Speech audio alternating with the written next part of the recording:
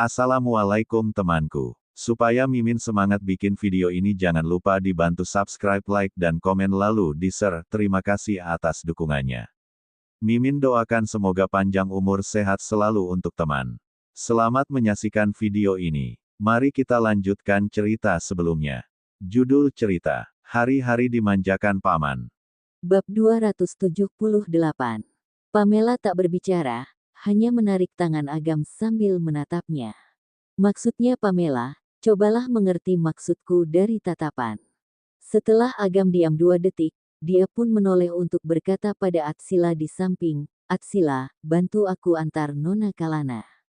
Atsila tentu saja tak ingin mengantarnya, tapi Atsila yang peka tahu kalau dirinya tak pergi, paman yang akan mengantarnya.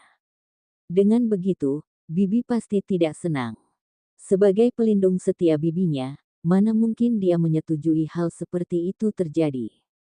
"Baik, Paman. Aku akan mengantar Nona Kalana dengan sopan." Selesai berbicara, Atsila berjalan ke depan Kalana dengan enggan. "Ayo, Nona Kalana. Sekarang pamanku nggak ada waktu, aku yang antar kamu."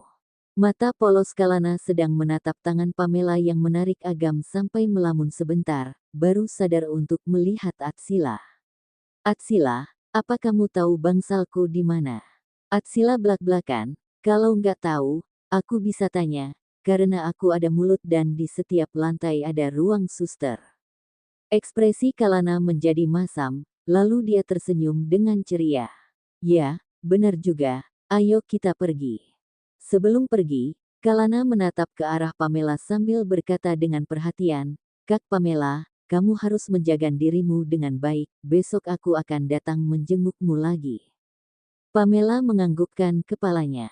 "Nona Kalana juga, semoga kamu cepat sembuh." Tatapan Kalana berpaling dari Pamela, lalu menatap Agam dengan penuh kasih sayang. "Agam, kalau begitu aku pergi dulu." "Ya." Pria itu tak mengucapkan kata yang berlebihan. Kemudian, Kalana mengikuti Atsila keluar. Di bangsal hanya tersisa Pamela dan Agam. Agam melihat Pamela menarik tangannya dengan tatapan senang, lalu melihat wajahnya sambil mengerutkan alisnya. "Ada apa?" "Tak apa-apa." Pamela melepaskan tangan pria itu tanpa ragu-ragu. Tadi dia hanya ingin menguji reaksi Kalana, serta memverifikasi tebakan di dalam hatinya. Jika Kalana adalah wanita yang polos, semua perasaannya akan terlihat dari wajahnya. Biasanya, nona kaya yang dimanjakan keluarganya tak perlu peka dalam mengamati situasi, bahkan menyembunyikan emosi sendiri. Misalnya Atsila dan Olivia, mereka selalu menunjukkan semua perasaan di wajah mereka. Suka ya suka, benci ya benci, mereka tidak akan menyembunyikan perasaan mereka yang sebenarnya. Namun, ketika Kalana melihat Pamela menarik tangan Agam, dia jelas-jelas sangat keberatan, tapi masih perlu tersenyum pada Pamela. Dari hal ini bisa dipastikan kalau Nona Kalana bukanlah orang polos seperti yang dilihat, bisa dibilang dia cukup pandai berpura-pura. Hanya saja, Kalana sangat cantik, jadi ketika dia akting, terlihat sangat wajar. Sebenarnya Pamela tidak peduli Kalana orang seperti apa. Yang dia pedulikan adalah apakah reaksi alergi kali ini ada hubungannya dengan Kalana. Apa Kalana yang menyebabkan Pamela alergi? Kalau ya, di antara mereka akan ada perselisihan. Meskipun pengujian tadi tak bisa memastikan kalau Kalana yang lakukan, bisa memastikan satu hal yaitu Kalana bukanlah orang sederhana, juga tak tulus. Kelak ketika berhubungan dengan Kalana, dia harus hati-hati. Mengenai penyebab sebenarnya dari alerginya saat ini, mungkin tak bisa diketahui lagi, karena dari segi tujuan dan pelaku, bisa dipastikan kalau orang yang melakukannya adalah Kalana. Sementara Kalana sudah ganti baju dan cuci tangan, jadi tak akan meninggalkan bukti apapun. Namun, bisa-bisanya paman tak mengantar Kalana si wanita tercintanya karena tarikannya. Hal ini benar-benar membuat Pamela kaget. "Kamu yang tak mengizinkanku mengantar Kalana, juga kamu yang mengabaikanku." "Pamela, apa maksudmu?" Nada bicara Agam terdengar tak senang, setidaknya tidak senang pada Pamela. Setelah Pamela sadar, dia baru menyadari paman masih berdiri di samping tempat tidurnya dan menatapnya. Salah, sedang memelototinya. Pamela juga merasa tindakan dia menarik paman sangatlah aneh. Jadi setelah dipikir, dia baru berkata, "Paman, aku sudah ingat kalau aku mencarimu karena ada masalah. Ini baru betul." Agam mendengus dingin, baru duduk di samping tempat tidur dengan anggun. Sepasang kakinya juga disilangkan, seperti sedang menunggu laporan anak buah pada majikannya. Katakanlah, ada apa? Bab 279. Pamela mendecakkan bibirnya sambil berkata, ada kue kastanye yang kubuat di kulkas, biarkan Ervin bantu aku mengambil kue itu dan antar kemari. Sekarang aku ingin makan kue itu. Agam menatapnya dengan dingin. Ini saja. Pamela menganggukkan kepalanya. Ya, nggak ada hal lain lagi. Agam pun tak senang, tetapi menatap Pamela dengan penuh makna. Pamela, kalau ada yang ingin kamu tanya padaku, sekarang kamu bisa tanya, aku akan memberitahumu. Nggak ada. Pamela menoleh untuk melihat langit di luar jendela sambil menguap dan berhenti menatap pria itu. Tak ada yang ingin dia tanyakan, lagian dia bukan istri sahnya. Kalau dia banyak tanya, hanya akan membuat Agam merasa jengkel. Agam menatap sikap Pamela yang acuh tak acuh dengan kesal. Kalau bukan karena tangan Pamela yang bengkak, sekarang dia pasti akan mengangkatnya dan memukulnya. Saking marahnya pada Pamela, Agam pun memijat dahinya dan menerima sikap Pamela. Kemudian, pria itu menarik salah satu tangan Pamela yang diperban, lalu mengamati bengkak tangan Pamela sudah mereda atau tidak. Lalu, Agam bertanya, apa tanganmu masih sakit? Pamela masih saja melihat keluar jendela dengan kaget, lalu menjawab dengan tenang, nggak begitu sakit, aku bisa menahannya. Pria itu berkata dengan pelan lagi, dokter sudah memeriksa semua penyebab alergimu. Tunggu hasilnya keluar, kamu harus ingat kamu alergi apa saja dan kelak tak boleh menyentuh barang itu lagi. Pamela hanya mengatupkan bibirnya. Oh, aku sudah tahu. Aku nggak ingin mati, jadi aku akan mengingat semua penyebab alergi itu. Balikkan kepalamu, lihat aku dan bicara padaku. Tiba-tiba nada bicara Agam ada rasa memerintah. Pamela hanya bisa memalingkan wajahnya dengan tak berdaya. Tak disangka dia langsung menatap mata Agam dan langsung kaget. Tatapan apa ini? Terus kenapa paman begitu dekat dengannya? Apa mau menggodanya lagi? Agam menopang di tepi ranjang, satu tangan lainnya menopang di sisi lain, baru mencondongkan tubuhnya untuk mendekati Pamela. Pamela, benarkah tak ada yang ingin kamu tanya padaku? Pamela menggelengkan kepalanya. Nggak ada. Paman, kamu ingin aku tanya apa padamu? Agam mendekatinya. Aku ingin kamu tanya. Karena Agam berbicara dengan pelan dan begitu dekat dengannya, Pamela pun merasa kalau Agam seperti mau meminta Pamela menciumnya. Bahkan berilusi kalau kata tadi menjadi aku ingin kamu menciumku. Pamela tercengang, bahkan pemikiran tadi benar-benar membuat dia ketakutan. Ditambah sekarang kedua tangannya tak bisa digunakan, jadi di bawah kondisi menegangkan, Pamela hanya bisa asal bilang, Paman, aku sudah ngantuk. Baru bangun, kok ngantuk lagi? Agam mengerutkan alisnya, lalu mengangkat tangannya untuk memegang dahinya. Tidak panas kok. Pamela mengedipkan matanya dengan polos. Paman, aku baik-baik saja. Aku hanya terbiasa tidur di jam segini, kalau nggak tidur, aku akan merasa nggak nyaman. Kalau begitu, tidurlah. Pria mengerutkan alisnya, lalu berdiri untuk menarik bantal sandaran Pamela, baru membiarkan Pamela berbaring dan mendatarkan tempat tidurnya. Baiklah, kamu tidur dulu. Pamela merasa bingung, bahkan merasa tak terbiasa karena dilayani begitu baik oleh pria bangsawan ini. Sebelum dia hendak memejamkan mata dan tidur, Pamela pun bertanya dengan ragu-ragu, Paman, kalau aku ketiduran, kamu jangan keluar dulu, tunggu Atsila kembali, kamu baru pergi. Agam jarang melihat Pamela bisa memohon seperti ini, jadi menatap Pamela dengan mata yang disipitkan. Kenapa? Apa kamu takut kalau sendirian? Bukan, aku. Tangan kasar pria itu tiba-tiba memegang wajahnya, lalu menyekanya dari jari untuk menenangkan dirinya. Gadis bodoh, kamu nggak usah sok hebat di depanku. Wajar saja kalau seorang gadis takut ketika tidur di tempat asing, aku nggak akan menertawaimu. Pamela merasa dirinya dipandang rendah, jadi berkata dengan keras kepala, Paman, kamu memandang rendah siapa? Aku benar-benar nggak takut. Aku hanya takut nggak ada yang menemukan infusku sudah habis kalau nggak ada orang di kamar. Dengan begitu infus kosong itu akan membunuhku. Agam mengerutkan keningnya, bahkan senyumannya menjadi kaku. Soal menghancurkan suasana baik, Pamela mungkin orang paling mahir melakukan hal ini di dunia. Pria itu hanya bisa menghela napasnya dengan tak berdaya, lalu merapikan rambut Pamela ke belakang telinga. Jangan khawatir, aku nggak akan membiarkanmu mati. Pamela tercengang, lalu memalingkan wajahnya untuk menutup mata dan bergumam, ya, kamu nggak akan membiarkanku mati. Setidaknya dalam 3 bulan ini. Bab 280.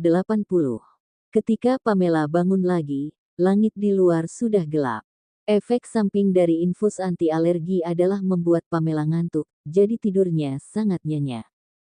Namun, Pamela sudah agak pulih, dia sudah bisa duduk sendiri. Baru duduk, dia langsung melihat sekeliling secara naluriah, lalu melihat seorang pria kekar duduk di sofa bangsal. Pamela terkejut, setelah dilihat cermat, baru tahu itu adalah Paman. Agam bersandar di sofa dengan santai, satu tangannya menopang dahinya, sedangkan kakinya ada satu laptop. Mungkin dia sedang melihat konten penting, jadi sangat serius, bahkan membaca dengan cepat. Sudah bangun. Jelas-jelas dia sedang melihat laptop, tapi dia bisa tahu Pamela sudah bangun tanpa melihat ke arahnya. Pamela mengerutkan alisnya sambil bertanya dengan kaget, Paman, kok kamu masih ada di sini? Agam baru melihatnya sambil menyesap kopi. Entah gadis mana yang sebelum tidur bilang padaku nggak boleh pergi setelah dia tertidur nyenyak. Pamela tersenyum canggung. Bukankah aku bilang kamu boleh pergi setelah Atsila kembali? Di mana Atsila? Selesai berbicara, Pamela melihat kiri kanan, tapi tidak menemukan keberadaan Atsila. Ervin sudah mengantarnya pulang, jawab Agam dengan pelan.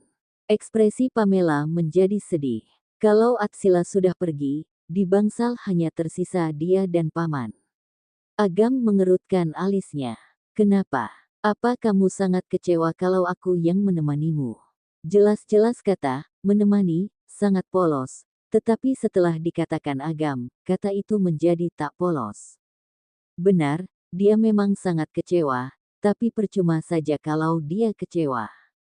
Karena Atsila sudah pergi. Pamela menghela napas dengan tak berdaya, lalu melirik ke arah pria itu dengan bosan. Pamela menemukan kalau Paman sedang melihat laptop sambil menggunakan garpu untuk makan. Setelah tidur seharian, dia pun lapar. Dia mendecakkan bibirnya sambil bertanya, Paman, apa yang kamu makan? Makan kue. Pria itu menjawab dengan tenang, kue. Kapan Paman suka makan yang manis-manis? Tiba-tiba dia terpikir sesuatu, lalu Pamela memelototkan matanya. Apa kue kastanyeku? Ya, aku simpan untuk aku makan sendiri, siapa yang suruh kamu makan?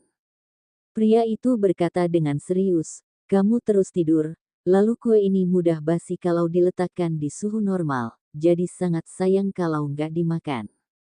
Pamela mengerutkan dahinya. Sekarang aku sudah bangun, bawa kemari, aku mau makan. Ingin makan, ambil sendiri. Pamela turun untuk berjalan ke arah Agam, saat itu dia baru tahu kalau kuenya sisa 1 suap saja. Selain itu, sesuap itu juga sudah dimakan oleh Paman. Pamela sangat kesal, dia mengulurkan sepasang tangan yang bengkak untuk mengambil kue itu. Piring sudah diangkat, tapi pria itu menggunakan 2 jarinya untuk membalikkan piring ke meja. Duduk dan makanlah. Ini milikku. Pamela tampak protektif sampai alisnya dikerutkan. Agam menunjukkan rasa dominasi di antara alisnya. Apa aku nggak boleh makan makananmu? Pamela benar-benar marah. Kamu sudah makan begitu banyak, kamu tak boleh merebut sisanya lagi. Selesai berbicara, Pamela mengambil piring dan ingin pergi. Pria mengangkat tangannya, lalu jari panjangnya menjepit piring itu lagi. Kali ini, dia langsung menarik piring bersama Pamela. Nona Pamela, apa kamu begitu pelit sampai hanya membagi sepotong kue untuk orang yang menjagamu seharian di rumah sakit? Meskipun tangan Pamela sedang dibalut, dia tidak melepaskan piring itu, malah memegangnya dengan erat. Hari ini hanya tersisa sepotong ini, aku mau makan sendiri. Lain hari aku akan membuatkannya untukmu lagi. Oke. Pria itu tiba-tiba melepaskan tangannya, Pamela pun kehilangan keseimbangan dan jatuh ke pelukan Agam. Untungnya kuenya tak jatuh karena ditangkap tepat waktu oleh Agam. Dagu Pamela membentur ke tulang selangkap pria itu dengan kuat, bahkan bisa merasakan tubuh kekar Pamela melalui kemeja. Pamela mau berdiri, tapi tak sengaja menyeka sisi wajah pria itu dan merasa sangat gagal. Pamela menggaruk wajahnya sambil mengeluh, "Paman, sudah waktunya kamu bercukur." Sangat menusuk orang, benarkah? Agam mengerutkan alisnya. Dia langsung memeluk pinggang Pamela yang ingin pergi, lalu sengaja menyeka di wajah lembut Pamela, biar menusuk wajah gadis menjengkelkan ini. Pamela pun tersipu, tak tahu itu karena marah atau malu. "Paman, cukup." Pria itu melepaskannya, lalu menatapnya dengan lelah. "Aku sudah 2 hari nggak tidur, mana ada waktu untuk bercukur." Pamela tercengang, sudah 2 hari belum tidur. Bab 281. Oh, sehari yang lalu dia dan Kalana sudah semalaman, berbincang-bincang, mengenai kehidupan manusia. Mereka sama sekali tidak tidur, bukan? Melihat wajah gadis itu kelihatan tidak senang, Agam mengerutkan alisnya dan berkata, "Apa kamu merasa jijik padaku? Pria mana yang gak punya jenggot?" Pamela langsung tersadar dan bangkit dari tubuh pria itu. Setelah jarak mereka berdua agak jauh, wanita itu pun menggelengkan kepalanya dan membalas, "Bukan. Kamu terlihat tampan meskipun berjenggot. Apakah pria ini mau menumbuhkan jenggotnya atau tidak? Hal itu sama sekali bukan urusan Pamela. Untuk apa dia merasa jijik? Kamu merasa aku tampan?" Hah. Tatapan mata Agam terlihat panas. Jarang sekali dia mendengar pujian keluar dari mulut Pamela. Pamela pun berterus terang, "Kamu memang tampan. Perasaanku nggak bisa memengaruhi ketampananmu. Kalau begitu kenapa kamu bersikap begitu dingin padaku? Apakah aku harus bersikap ramah padamu karena kamu tampan? Ada banyak sekali pria tampan di dunia ini. Ingin sekali aku mencicipi mereka semua. Menurutmu pantaskah?" Wajah Agam langsung terlihat tidak senang. Pria itu pun menarik dan mendudukkan Pamela di sofa dengan wajah masam. Agam memperlihatkan kue itu di hadapan Pamela. Selanjutnya, dia pun berkata dengan dingin, "Jangan mimpi. Makanlah kuemu." Pamela yang dipaksa duduk pun mendengus tidak senang, "Makan ya makan." Meskipun tangannya bengkak, dia masih bisa memegang garpu. Wanita itu juga tidak membangkang lagi. Dia duduk di sofa dan memakan kuenya.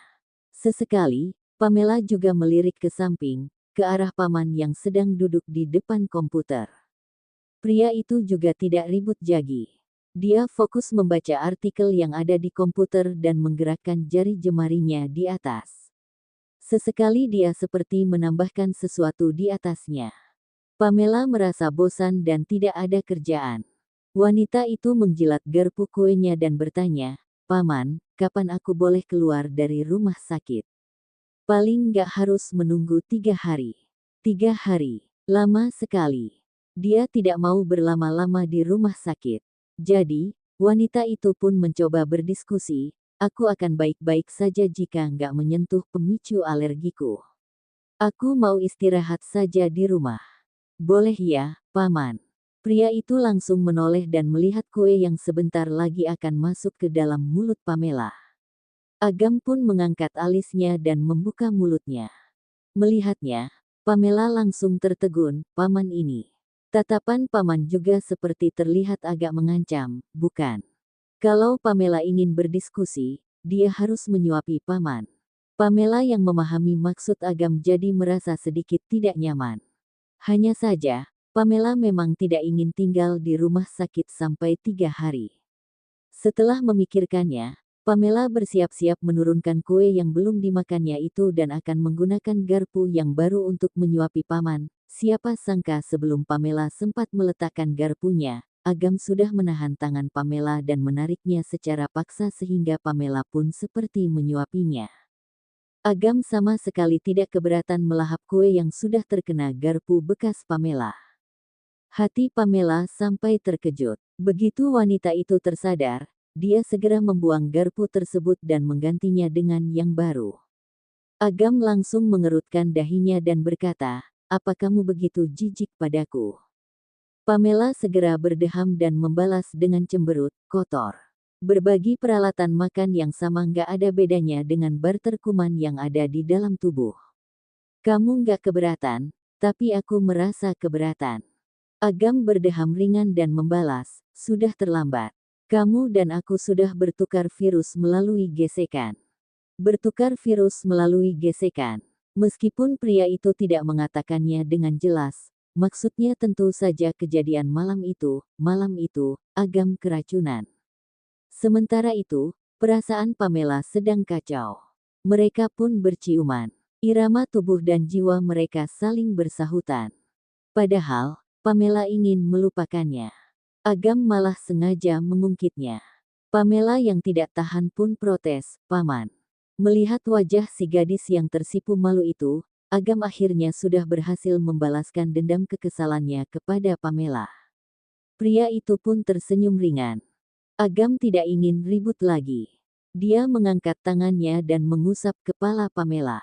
"Sudahlah. Jangan terlalu banyak makan makanan manis. Sebentar lagi makanannya akan diantarkan." Pamela tertegun. Suasana hati paman ini benar-benar sulit ditebak. Apakah pria ini memiliki sedikit masalah dengan mentalnya?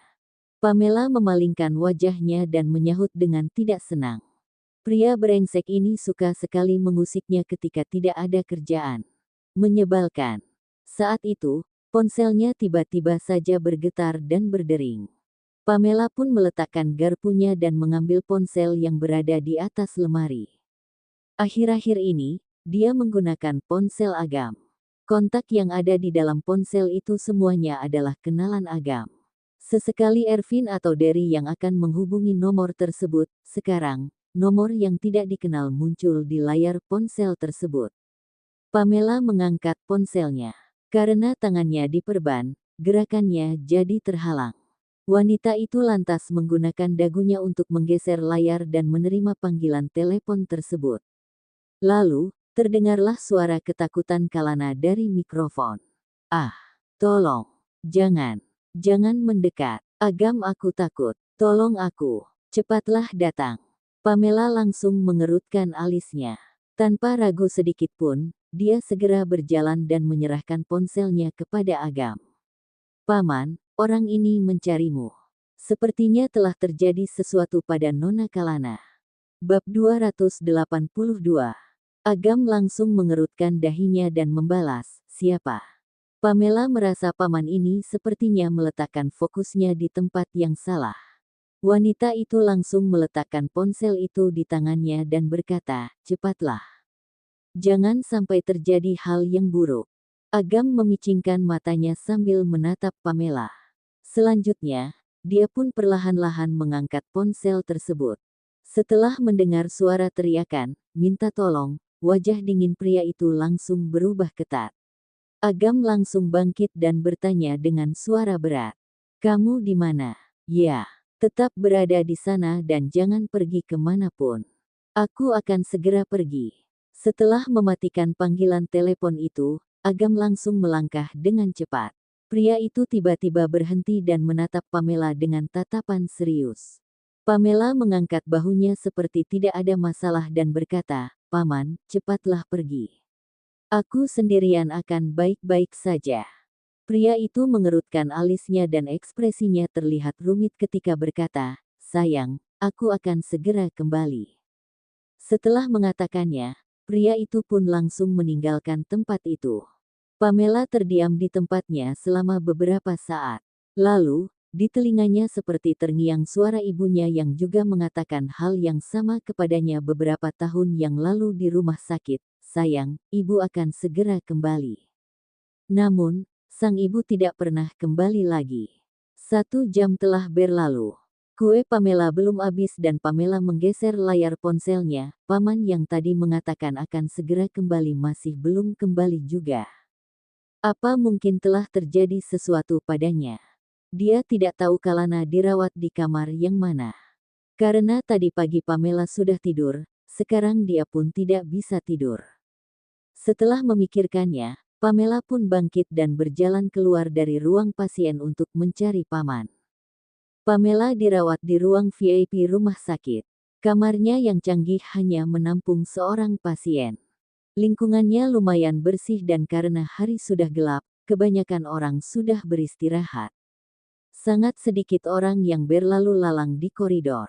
Pamela berjalan perlahan-lahan menuju ke pos suster dan bermaksud untuk menanyakan di mana kamar Nona Kalana berada.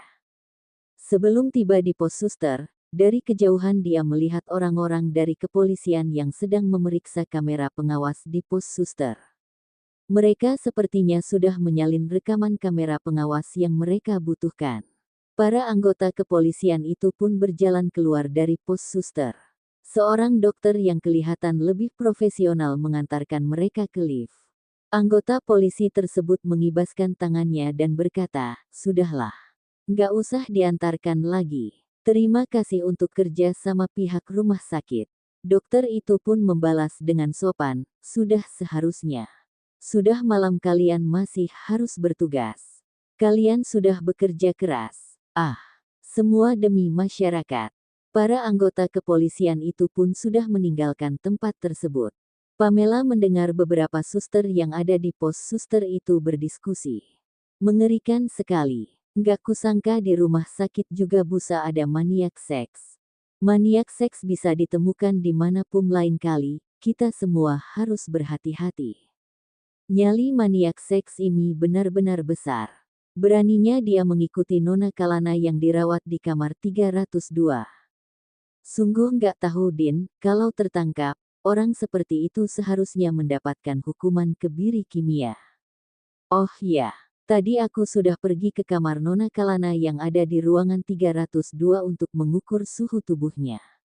Aku melihat wajahnya yang pucat masih belum pulih sampai sekarang. Wanita itu masih bersandar dan menangis di pelukan pacarnya. Kasihan sekali. Apakah pacarnya ganteng? Dia pasti adalah orang yang menghabiskan banyak uang memasang iklan LED untuk menyatakan cintanya kepada Nona Kalana yang ditayangkan sehari semalam di Bank Moroka, Sungai Kolos. Siapa bilang dia sekadar ganteng? Dia sudah kelewat ganteng. Wajahnya bahkan lebih tampan jika dibandingkan dengan bintang film manapun. Aku sampai nggak berani melihatnya kelamaan. Kakiku rasanya jadi lemas melihatnya lama-lama. Aduh, kakimu lemas apaan? Apakah kamu haus dibelai pria? Bab 283. Jangan ribut, tapi jelas sekali kalau dia bukan laki-laki biasa.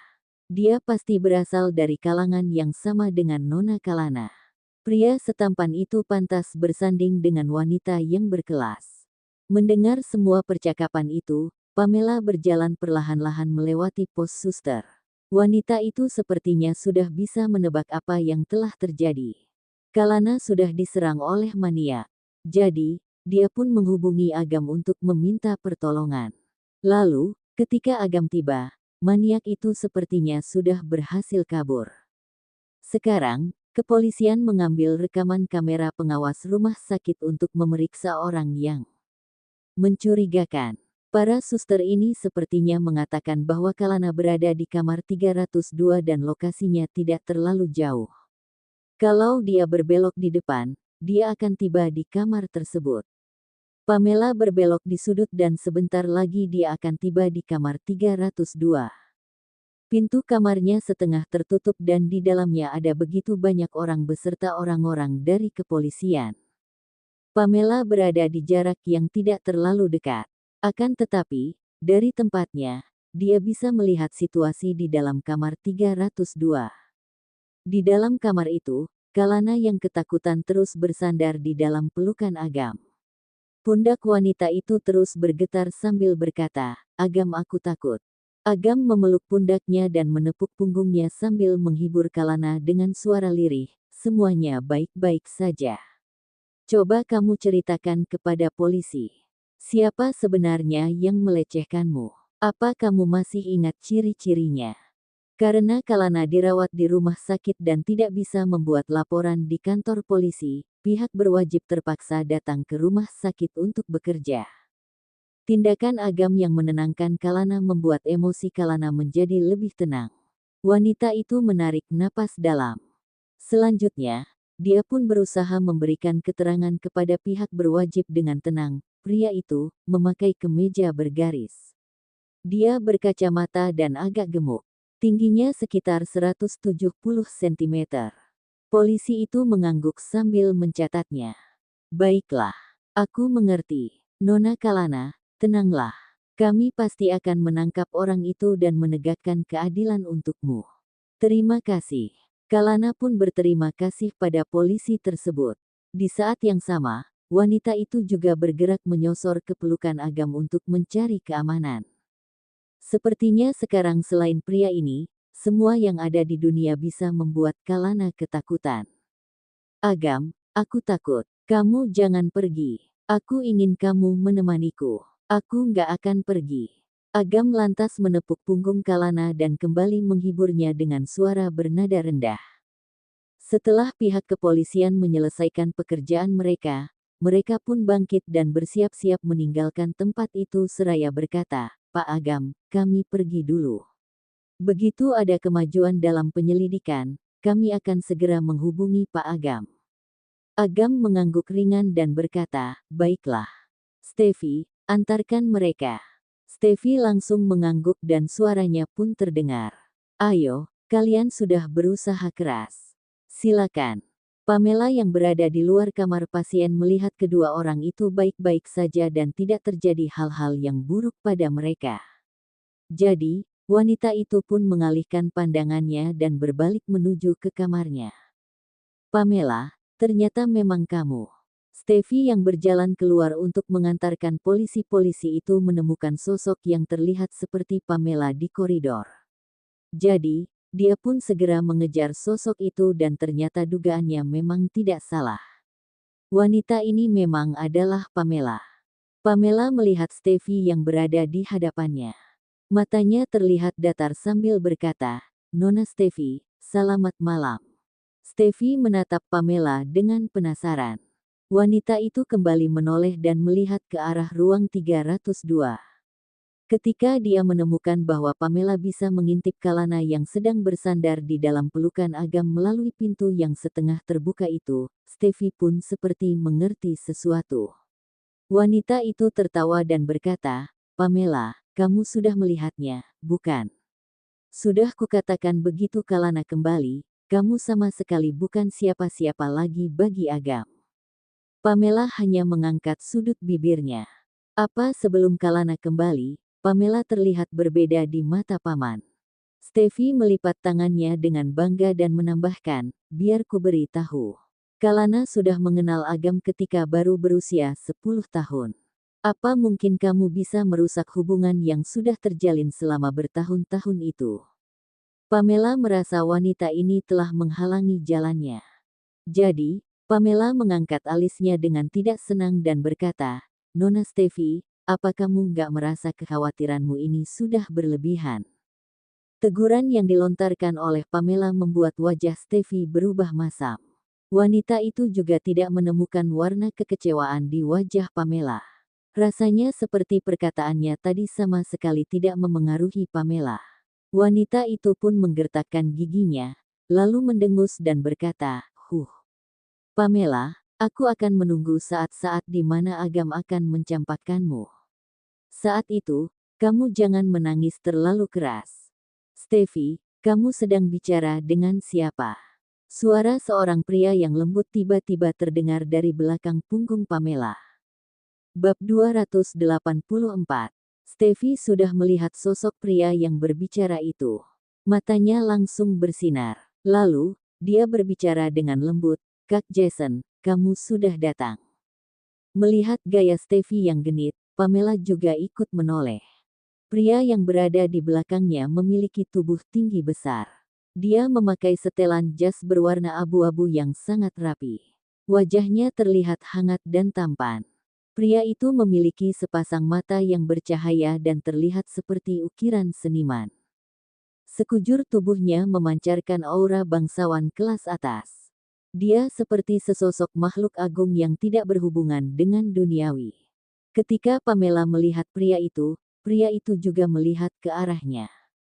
Begitu menyadari dia adalah Pamela, Jason langsung mengangkat alisnya dan berkata, "Kamu." 11. Pamela juga sudah mengenalinya. Dia adalah cucu dari pria tua buta semalam. Melihat Kak Jason dan Pamela saling mengenal, hati Steffi langsung kalut. Wanita itu jadi waspada dan memasang senyum palsu sambil bertanya, "Kak Jason, apa kamu mengenal Pamela?" Jason melirik Steffi sekilas. Sorot mata yang hangat itu sempat meninggalkan Pamela sesaat dan kembali ketika berkata, "Ternyata namamu Pamela." Pamela mengangguk. "Benar. Namaku adalah Pamela Alistair." Jason juga tidak banyak bicara. Pria itu mengangkat tangannya dengan anggun dan memberi isyarat pada sekretaris yang berada di sampingnya, Kelvin, untuk memberikan dompetnya.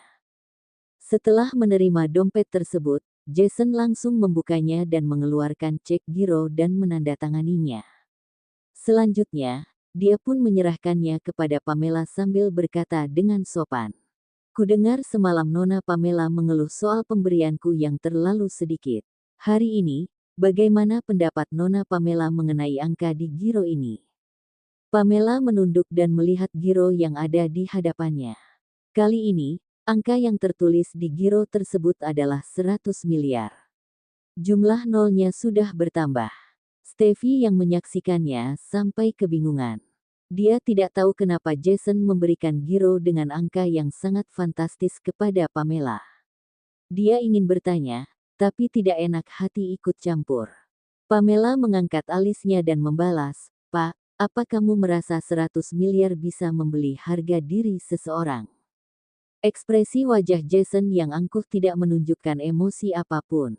Pria itu pun tersenyum tanpa perasaan dan membalas, "Biasanya, membeli harga diri orang biasa nggak perlu menghabiskan begitu banyak uang." Mata Pamela yang indah pun menatap pria itu ketika berkata, "Kalau begitu, kamu kira asalkan uangmu cukup banyak, kamu bisa membeli harga diri siapapun termasuk barang tambahannya?" Jason pun membalas dengan elegan, "Tentu saja."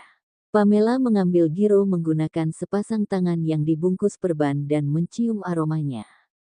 Pamela tersenyum dan terlihat seperti tidak akan bersedia mengembalikannya sambil berkata, "Uang memang harum sekali.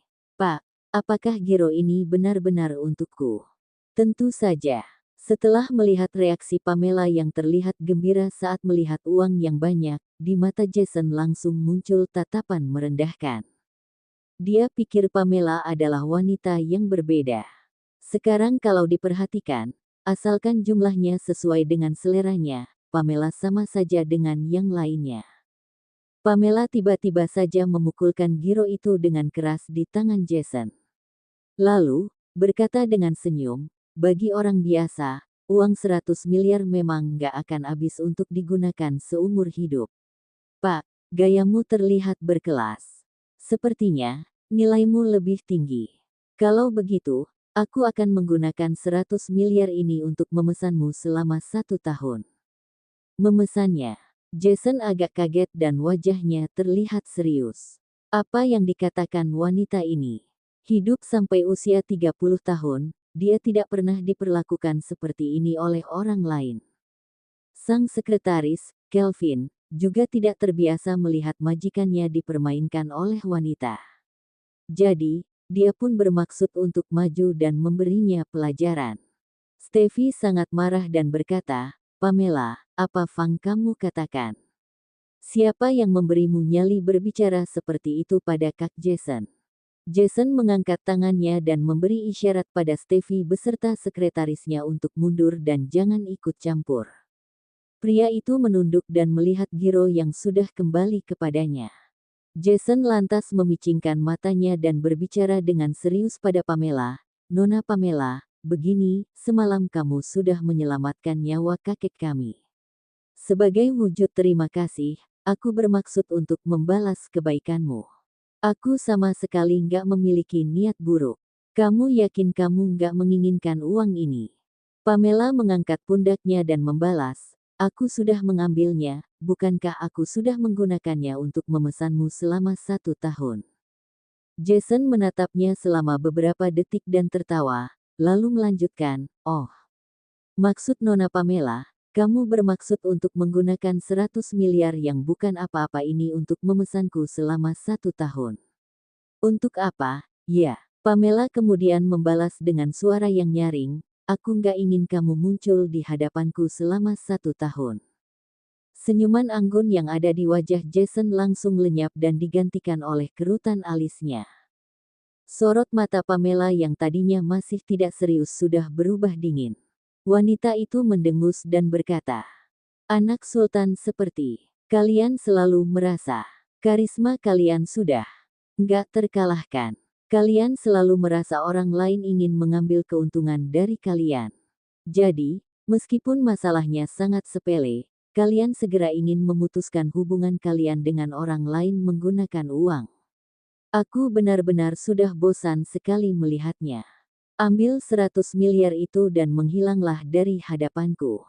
Jason, Kelvin, Steffi. Saat itu, tidak ada yang menyadari bahwa dari tadi di pintu masuk ruangan 302 telah muncul sosok yang bertubuh tinggi besar. Tadi, Agam sepertinya sudah mendengar suara Pamela yang sedang berbicara di koridor.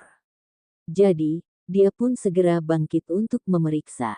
Lalu, dia disuguhkan dengan pemandangan Pamela yang mengalahkan Jason dengan mudah. Jason adalah sosok yang angkuh serta bengis. Pria ini sudah sangat terkenal dengan kelicikannya di dunia bisnis. Agam sendiri juga pernah rugi-rugi ketika menghadapi Jason. Cerita bersambung.